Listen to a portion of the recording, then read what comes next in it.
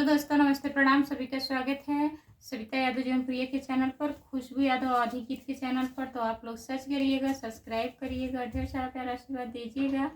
आप लोगों के बीच में एक प्यारा सा लाचारी गीत सुनाने जा रहे हैं। बंद कर दो। कैसा लगेगा आप लोग कमेंट में जरूर बताना।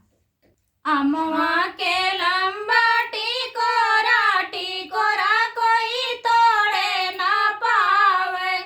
अमवा के लंबा टिकोरा कोई तोड़े ना पावे। सोने की थाली में जेवना परोस्यो, सोने की थाली में जेवना परोस्यो, जेवना